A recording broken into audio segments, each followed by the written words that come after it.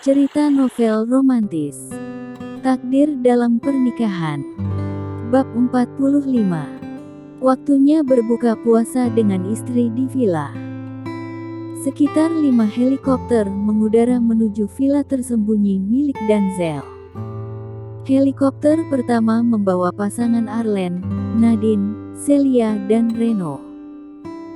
Helikopter kedua membawa Jenica, Denzel, Umi Datri dan Nenek Anissa beserta ketiga bayinya Denzel. Sementara itu helikopter lainnya membawa Wira, Devan, Arsen, Lira dan Lea.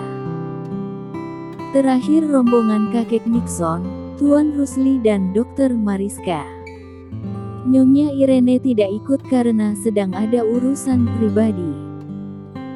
Tuan Gustav juga sedang mengikuti sidang perceraiannya dengan Arumi yang hari itu diputuskan pengadilan agama.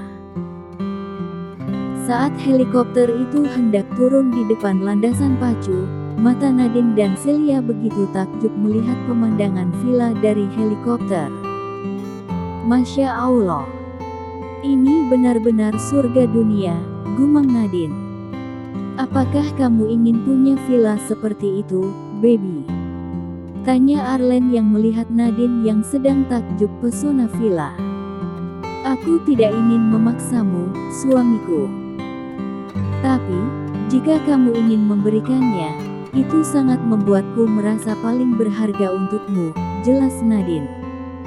Cih. Perempuan paling pintar merayunya. Tidak memaksa tapi memberikan pilihan. Dasar perempuan, nomor 1 perempuan tidak pernah merasa salah, tidak ingin disalahkan dan selalu merasa benar walaupun salah, batin Arlen. Insya Allah, sayang. Tapi masih tetap cintakan sama aku? Tanya Arlen. Hanya Allah yang tahu bagaimana aku padamu, baby, ucap Nadine lalu mengecup bibir Arlen saat helikopternya mendarat sempurna.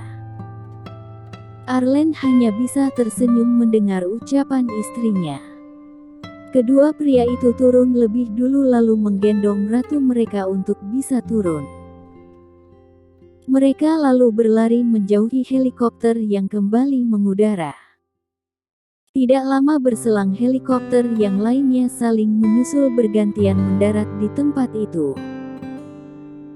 Kini semuanya sudah berkumpul di halaman villa di mana 5 orang pelayan siap menyambut kedatangan rombongan itu.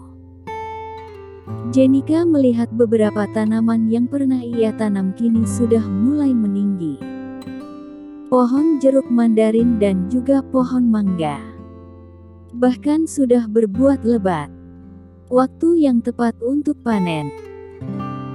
Belum lagi beberapa jenis sayuran, cabai, tomat dan ada bumbu dapur yang terdapat di sekeliling villa. Silahkan Tuan, Nyonya. Sambut Bibi Yanti. Apakah kamarnya sudah dinamakan Bibi? Tanya Jenica. Sudah Nona. Yang paling spesial tentu saja untuk pengantin baru dan juga Nona Jenica dan Tuan Denzel, ucap Bibi Yanti. Terima kasih Bibi. Maaf ya nanti kami akan merepotkan kalian semua selama di sini, ucap Jenica. Insya Allah tidak Nona. Ini sudah kewajiban kami untuk melayani keluarga ini, ucap Bibi Yanti. Denzel mengambil baby Adam yang sudah makin montok saat ini dari gendongan istrinya. Biar ketiga bayimu tidur sama Umi saja Jenica. Umi kesepian di kamar sendiri, ucap Umi Datri. Umi tidur sama baby Bunga saja. Adam dan Cintami sama kami, ucap Jenica. Tidak begitu Jenica. Biar Adam sama Bunda Rizka dan Cintami sama Nenek Anissa, itu baru adil karena semuanya dapat momong cucu, ujar Nenek Anissa. Sayang. Iyain aja, itu bentuk kode agar kita bisa buat cucu lagi untuk mereka, bisik Denzel. Ih, maunya. Jenica masuk ke kamarnya karena malu. Tapi, kamu setuju kan? Bukankah kamu yang selalu menikmati permainannya? Ayo baby yang cepat gerakannya, au. Ini benar-benar.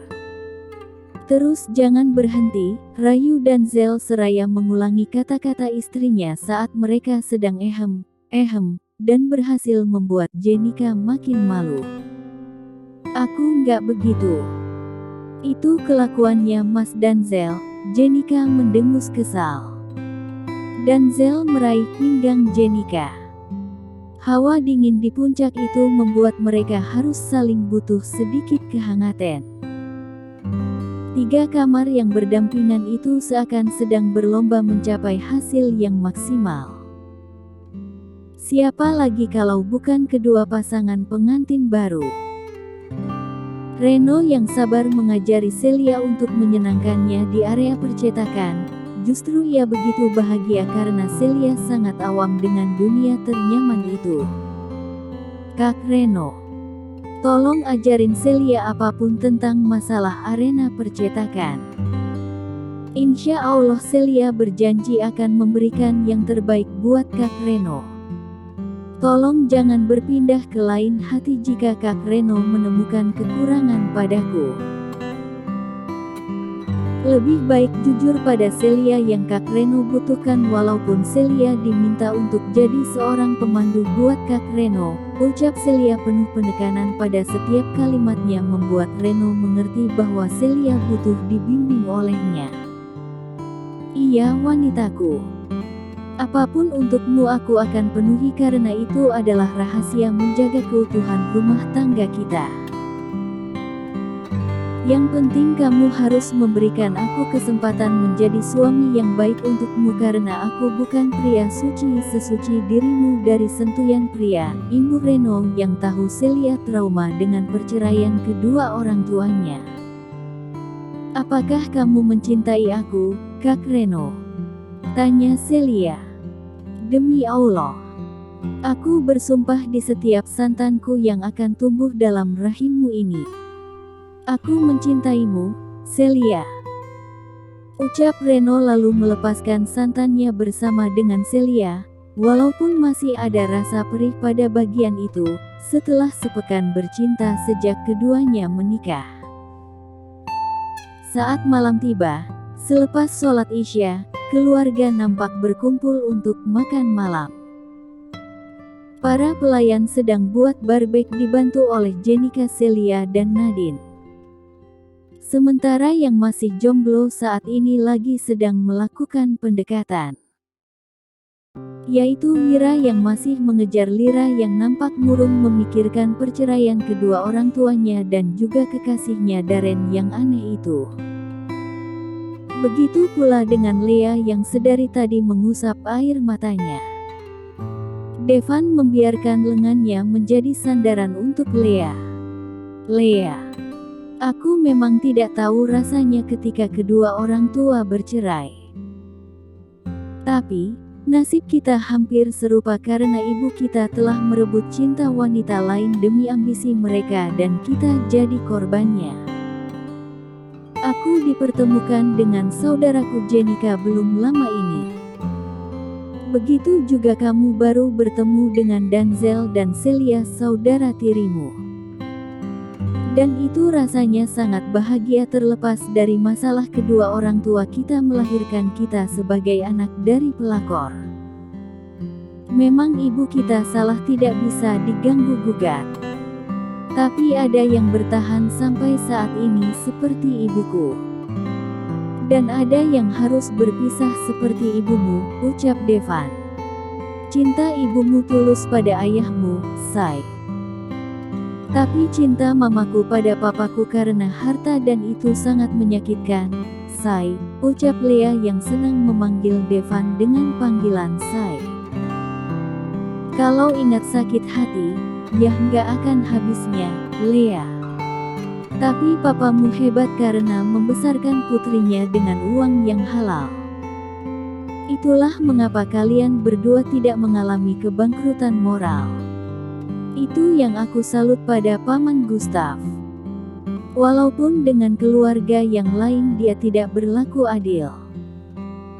Tapi menjaga kedua anak perempuan dengan jerih payah dan perhatiannya demi menjaga moral kalian di tengah kemewahan dunia yang menggiurkan. Iman kalian tidak goyah padahal memiliki kakek seorang konglomerat, itu sangat menakjubkan, hibur Devan. Sementara itu, Wira yang membawa tisu dan minuman hangat yaitu wedang jahe untuk Lira, duduk di samping Lira sambil menghapus air mata gadis itu yang tidak bisa berhenti. Wira memberikan Lira minuman itu dan Lira meminumnya sedikit. Lira, kalau air matamu bisa aku jual, pasti aku tampung untuk dijadikan parfum. Sayang sekali terbuang terus dari tadi. Matamu sampai bengkak lagi. Simpan juga buat nanti saat pernikahan kita. Apakah aku tidak memenuhi syarat sebagai kekasihmu, Lira? Tanya Wira. Lira menggeleng. Lalu apa yang membuatmu tidak mau denganku? Apakah karena aku seorang duda dengan anak satu? Tanya Wira lagi. Aku hanya seorang putri dari pelakor. Apakah Kak Wira masih mau denganku? Tanya Lira dengan suara tercekat. Aku tidak mempermasalahkan itu, sayang. Kamu mau menerima cintaku dari duda lapuk ini saja, aku sudah sangat bersyukur, sayang. Tolong aku Lira. Berikan aku kesempatan untuk membahagiakanmu. Pinta Wira membuat hati Lira menghangat dengan kedewasaan Wira. Lira mengangguk setuju. Wira mengecup punggung tangan Lira secara bergantian. Cie, cie. Yang sudah terima cintanya, goda Arsen yang ikut bahagia melihat kebahagiaan ayahnya. Keduanya tersenyum malu-malu. Sini Arsen. Tante mau mendekapmu. Pinta Lira sambil mengembangkan tangannya memeluk calon anak sambungnya itu. Terima kasih Tante Lira. Sudah mau menerima ayah dan aku. Cepatlah kalian menikah biar aku bisa punya ibu untuk aku bisa curhat, ucap Arsen penuh syukur. Ayo. Makanannya sudah siap. Kita makan bareng di sini. Panggil Nenek Anissa sambil menggendong cucunya Adam. Keluarga itu makan bersama malam itu penuh kebahagiaan. Setiap pasangan itu saling suap satu sama lain. Baik yang sudah halal maupun belum. Di tempat yang berbeda, Arumi sedang menangis penuh penyesalan karena Gustaf tidak memberikan harta gono gini padanya. Laki-laki siayan. Kamu terlalu kejam menjadi mantan suami, geram Arumi. Lanjut ke bab 46.